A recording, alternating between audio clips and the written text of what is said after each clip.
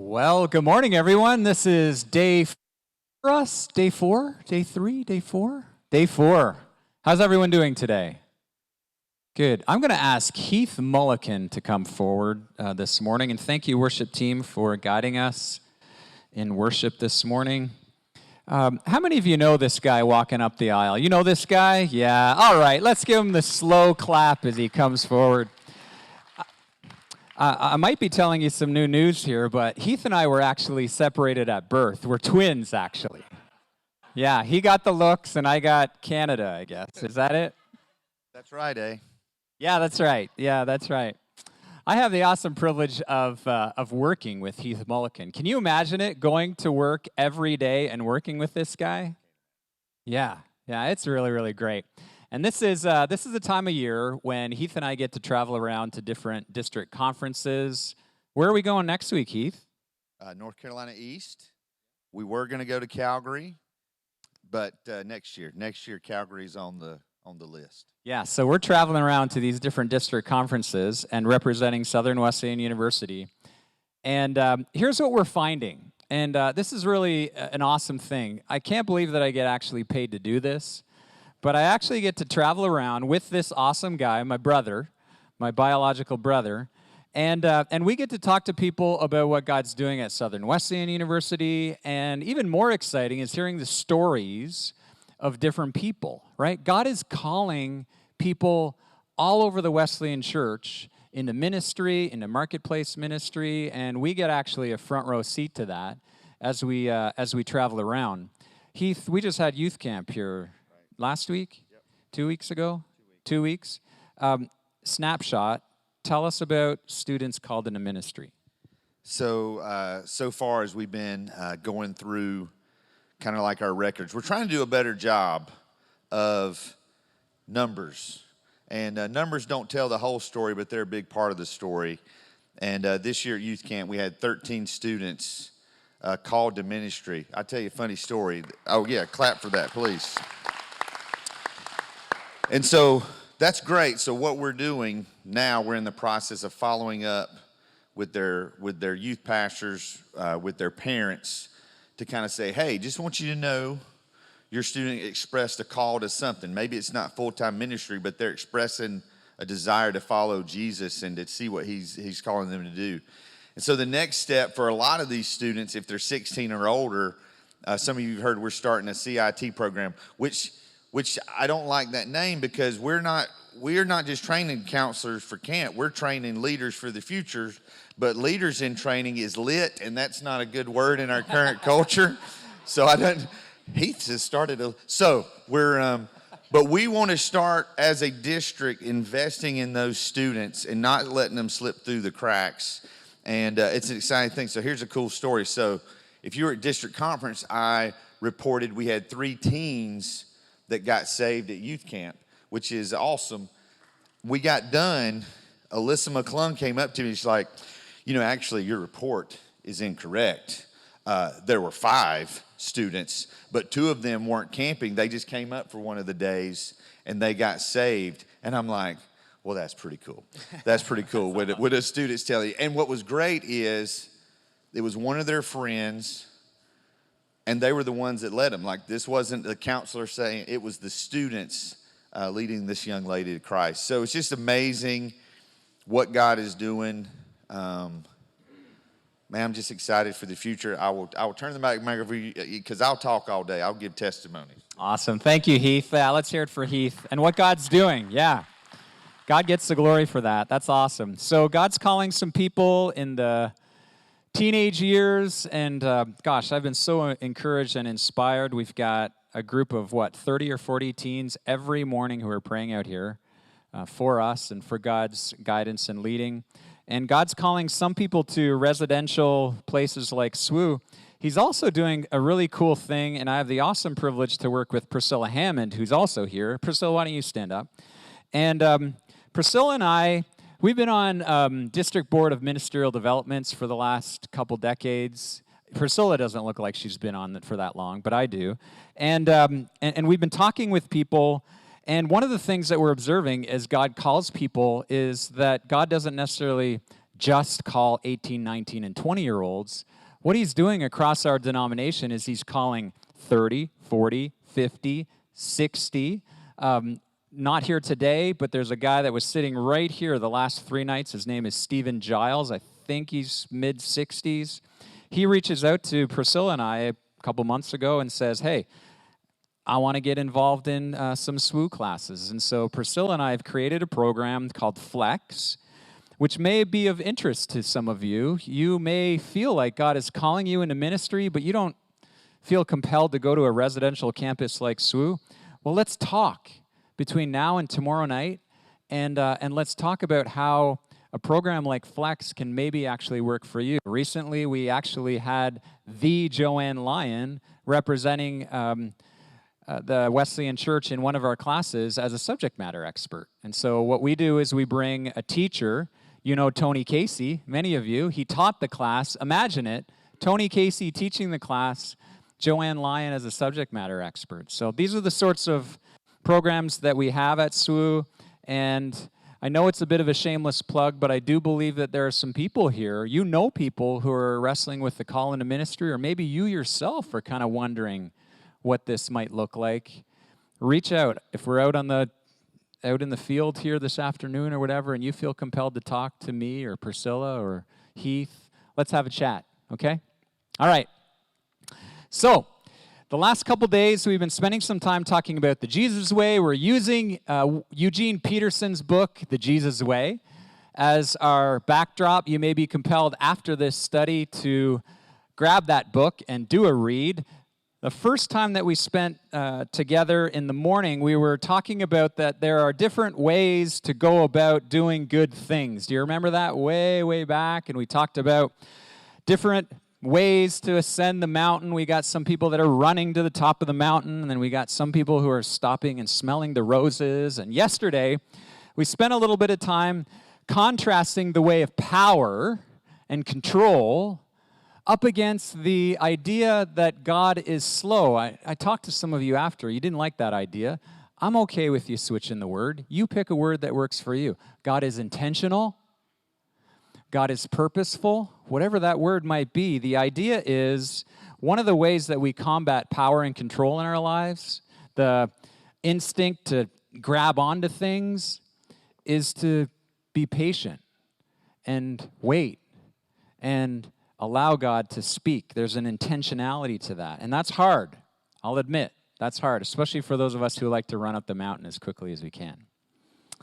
This is the way Eugene Peterson has said it. I like it. Maybe you'll like it too. He says, the Jesus way, wedded to the Jesus truth, begins about, I don't know why that says beings. It was early when I put that together. Brings about the Jesus life. Tracy, are we okay? You're an English teacher. I just botched my slide. It's brings. The Jesus way, wedded to the Jesus truth, brings about the Jesus life. It's kind of like a trifecta. You can't have one without the other two, okay? Today what we're doing is we're going to contrast the way of ease and comfort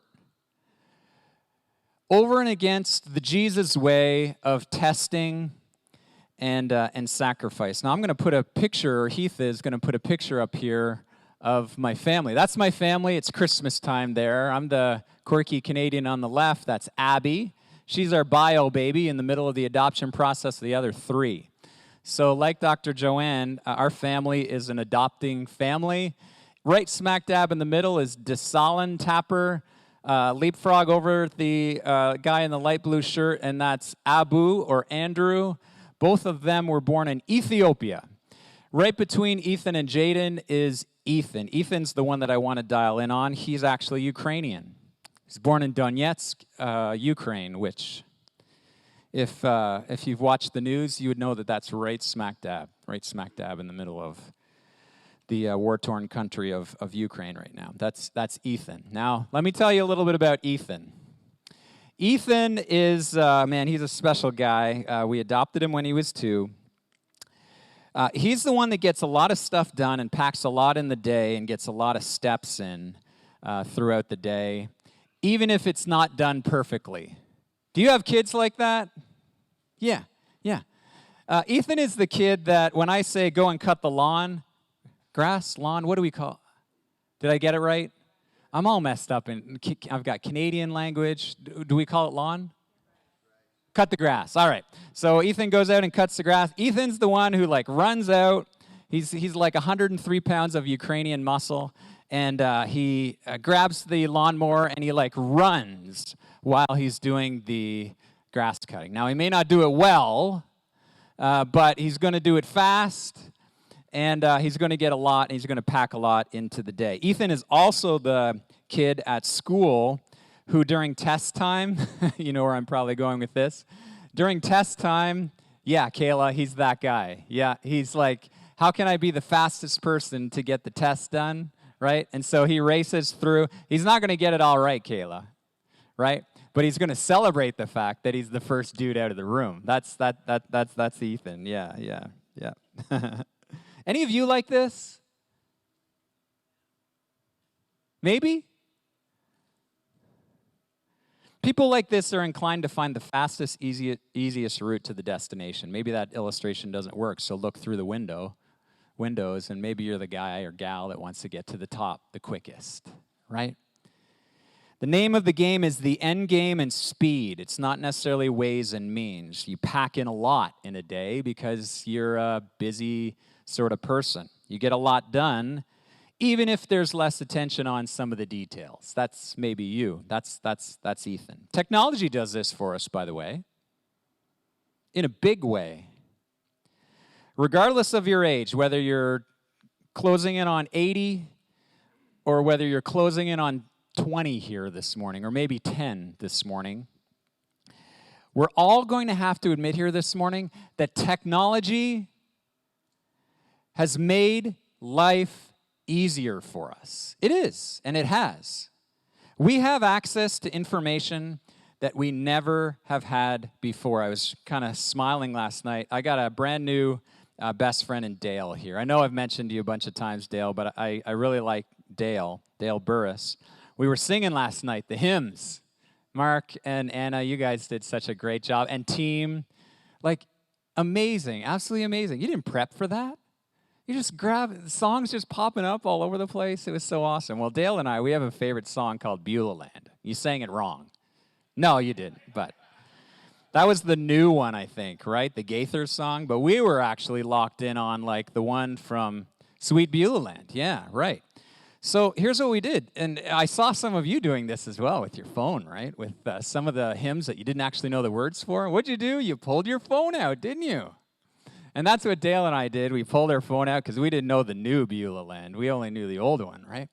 We grabbed our phones and immediately popped up the words to a 100-year-old song. Isn't that amazing that technology can do that? Singing in a hymn sang last night. That's amazing. We have a ton of access to information today, thanks to technology that makes life easier. Any of you use Siri? Alexa, right? Technology helps us to connect with people. Probably by the end of the day, you'll reach out to somebody that you love, a friend or a family member, and you will fire them a text, or maybe you'll FaceTime with them. Technology is an amazing thing like that. It makes work that used to be really, really hard and manual, it makes it efficient, and it makes it a lot easier and light, and it's changing the game in healthcare. My goodness, some of you are benefiting greatly from modern technology and advances as it relates to the medical world, and you're glad for that. You're glad for that.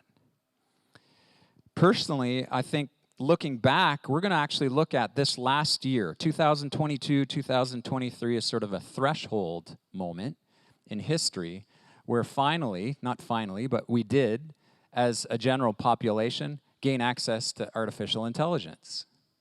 And if you're in that mix at all, you'd understand that artificial intelligence these days, I mean, the access that we have to artificial intelligence is amazing. And those of us in the education world, we're not even ready for it yet. We're scrambling, trying to figure out what to do with all that. Technology has changed the way we go about our lives. And so here's what I want you to do for 30 seconds. That's it. of silence. You'll probably just hear the fan, and that might bother some of you if you're OCD like I am. But we're going to go 30 seconds, and I want you to think about how technology has eased your life. 30 seconds, just think.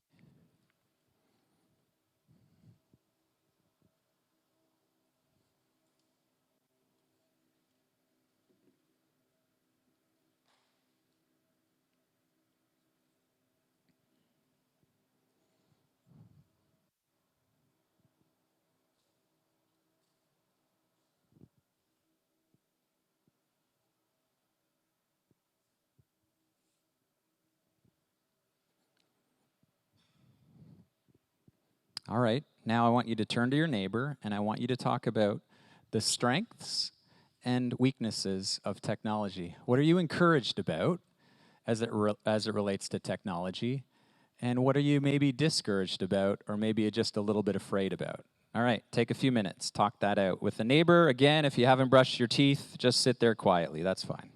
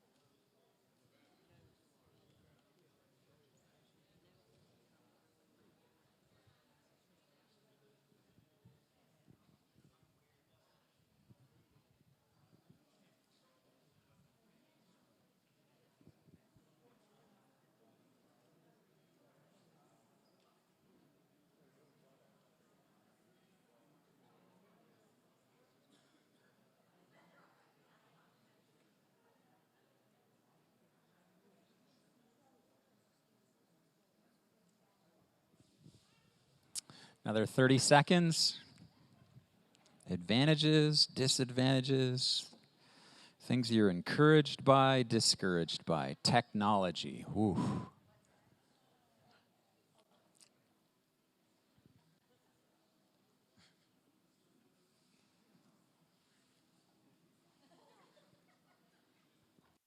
Excited, discouraged? Excited? Yeah? Yeah? I know teachers that are doing like redoing their lesson plans with ChatGPT. Yeah. All right, sounds like there's some good discussion there. Excellent. Technological world. Crazy world we live in, huh? Yeah. A technological world knows how to make things and do things really, really fast. I bet in your discussion you're talking about the quickness and the access to things. It's less concerned, though, about how you get there.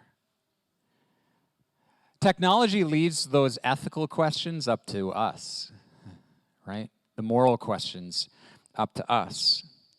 And in a world, folks, where comfort and consumption and want more is so highly, highly valued, while I love technology and probably, don't get me wrong, I probably use technology just as much, if not more, than many of you, I have to say that I'm a bit concerned about it as I think about the implications as a Christian. and as we go about our lives in our churches. Some of you are pastors here, and so I want to speak to you just for a moment. Just you pastors. We're going to talk pastorese for like 2 seconds here. First of all, I sympathize with you. I sympathize with you, those of you who are pastors here this morning. I sympathize with you because your churches are full of really wonderful and good and godly people who are tempted everywhere they go to think that God is there to serve them, with the very same access as the smartphones that we actually have. And that's hard work, and that's a hard thing to go up against. Wonderful, well-meaning people come to you as consumers. For the gospel, they approach the gospel as a commodity, kind of like they approach their Amazon, their Amazon purchases online. They're well-meaning, they probably love you, but they also want faith on their terms, in their own way, like they choose episodes on Netflix or the songs that they listen to on Spotify. And pastors, that must be hard, and I sympathize with you. That's hard work. I pray for you. And pastors, that's why it's awfully hard to preach from Abraham. Genesis chapter 22. I'm going to actually read it. I'll go quickly. You can follow along. Genesis 22, Abraham. Wow, Tapper added a book of the Bible. That's great. Genesis 22, let's read. Sometime later, God tested Abraham, and he said to him, "Abraham, here I am," he replied. And then God said, "Take your son, your only son, Isaac, whom you love. Go to the region of Moriah. Sacrifice him there as a burnt offering on one of the mountains, and I'll tell you about." Early next morning, Abraham got up, and he saddled his donkey, and he took with him 2 of his servants and his son Isaac. And when he had cut enough wood for the burnt offering, he set out for the place that God had told him about. Jump down to 6. Abraham took the wood for the burnt offering and placed it on his son Isaac, and he himself carried the fire and the knife as the 2 of them went on together. Isaac spoke up and said to his father, "Abraham." "Father?" "Yes, my son," Abraham replied. "The fire and the wood are here," Isaac said, "but where's the lamb for the burnt offering?" Abraham answered, "God himself will provide the lamb for the burnt offering, my son." And the 2 of them went on together. And when they reached the place that God had told him about, Abraham built an altar, and he arranged the wood on it, and he bound his son Isaac and laid him on the altar on top of the wood. And then he reached out his hand and took a knife to slay his son. But the angel of the Lord called out to him from heaven, "Abraham, Abraham." "Here I am," he replied. "Do not lay a hand on the boy," he said. "Do not do anything to him. Now I know that you fear God, because you have not withheld from me your son, your only son." Abraham looked up, and there in the thicket he saw a ram caught by its horns. He went over and he took the ram and sacrificed it as a burnt offering instead of his son. And so Abraham called that place, "The Lord will provide." Very first 3 words in this story, in verse 1, are sometime later. Sometime later. Literally, the term is, or the phrase is, "after these things," which bears the question, what are the after things? What are those things? Like any story, this story that I just read and we read together has a context. There's stuff that's happening before the story. There's stuff that's happening after the story. Now, before the story, and many of you, of course, know the story of Abraham, and you know where this passage is nestled in the chapters before, in the 11 chapters before. Here's what's been happening. Abraham has left his home and his family based on a mysterious voice from God. Catch this. Not once, but twice, he has lied and passed off his wife as his sister to protect himself. That's a bad story.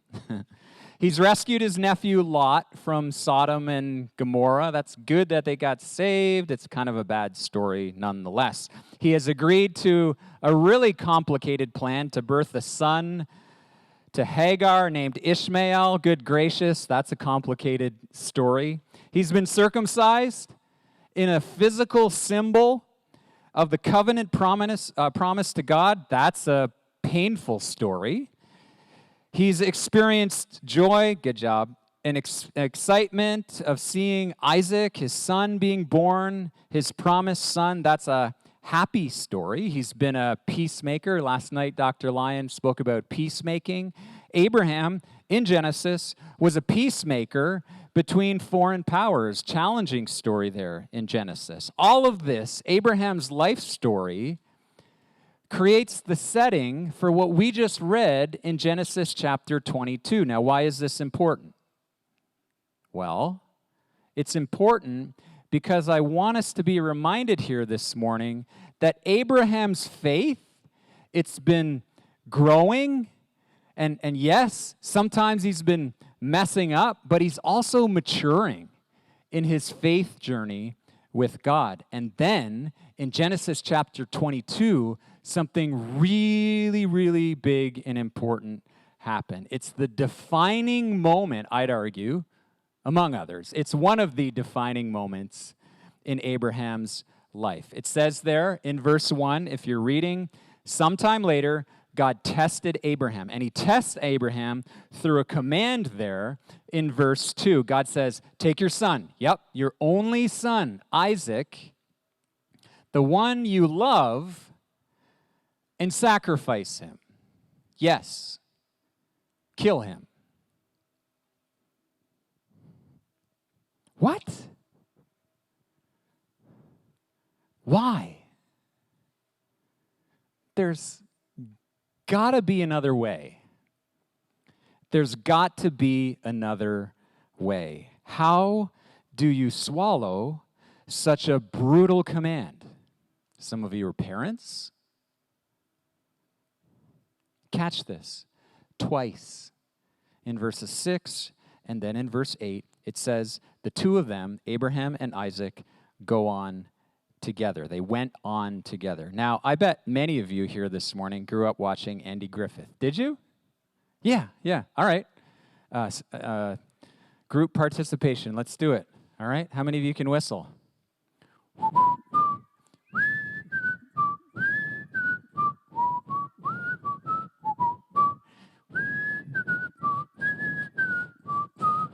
Keep going. Dance. Keep going. Dance.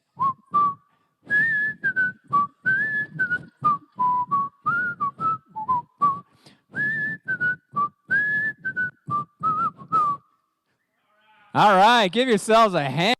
Well done, man. That's great. Yeah, you grew up with that whistle. Yeah. And you can picture, can't you? You remember how it starts, right? You got Opie and you got Andy, and what are they holding? Fishing rods. That's right. They're holding fishing rods, and they're going on together. It's a beautiful scene, presumably heading home, I think. It's a kind of picture that, off the bat, I kind of picture here in Genesis chapter 22, a father and a son kind of going along.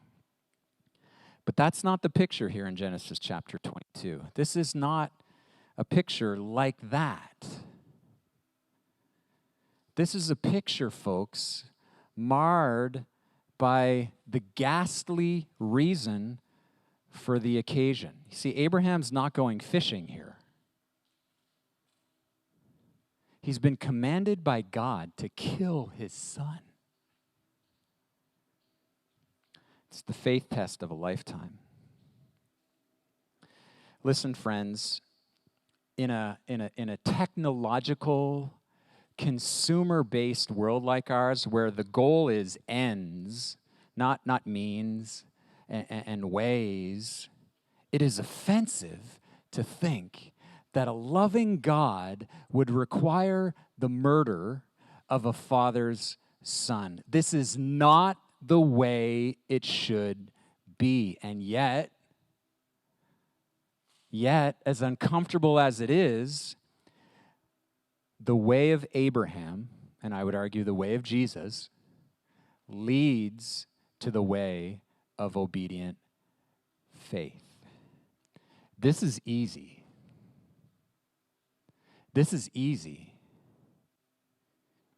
Let's face it, the Jesus way is often a hard road to travel. It's the way of testing.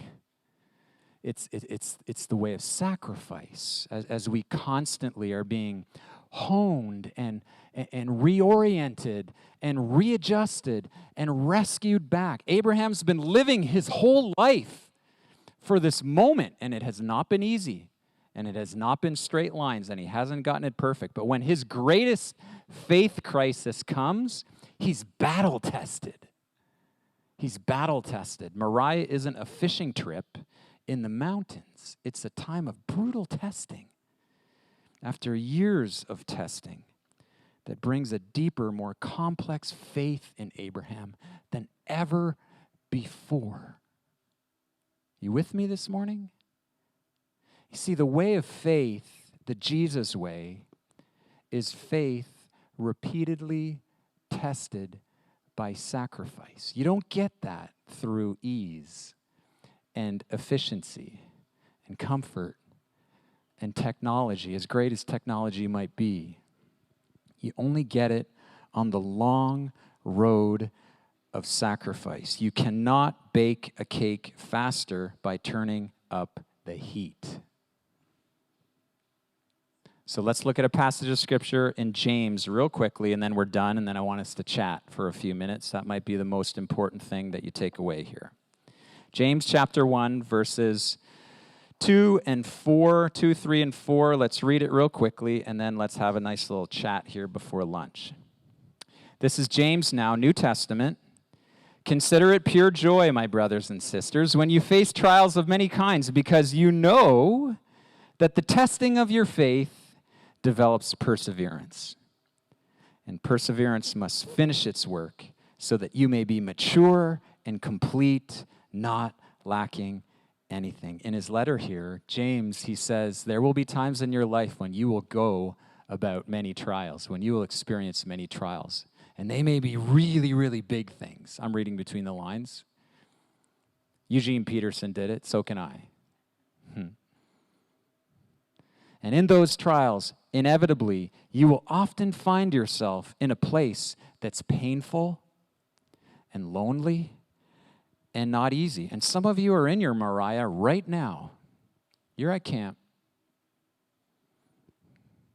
But you are also on a mountain. You are in your Moriah mountain experience. And in stark contrast to a world, folks, that's obsessed with ease and efficiency, you may be compelled in your own Moriah, or anticipating a Moriah moment coming up, where you may be compelled to face God and say, why, God? Why me? Why now? How could you do this to me? I thought you loved me. Why aren't you answering me? What does the Bible say? Testing produces what? Good, Dale. Did you see it? Did you hear it? Testing produces endurance. Now, I don't know many of you here this morning. I've gotten to know some of you. I don't know all of you. I know some of your stories, but not all of your stories. But here's what I do know. Many of you are persevering. I can tell that. Even as I look out over this amazing congregation, I can see you're not necessarily saying it, you're living it. And that is so inspiring to me. You're persevering. You're persevering, and that's very, very inspiring. And as I say, some of you are in your Moriahs, and you may be compelled even maybe to share here in a second about maybe a Moriah moment. And God may be setting up here in the next minute or so for some of you to be used by God to speak to a congregation about your Moriah, right? I'm here to tell you this morning that your sacrifice is not a waste. Your sacrifice is not a waste because the way of faith is always the way of sacrifice. This is what Eugene Peterson says, and then let's chat. You may have some questions or comments. Eugene Peterson says this: sacrifice is to faith what eating is to nutrition. Tracy, I missed the period there. It's going to kill me for the rest of the day. It goes inside the quotation mark, not outside, but yeah. Eugene Peterson. All right, we got a few minutes. We got some time. Let's talk this out.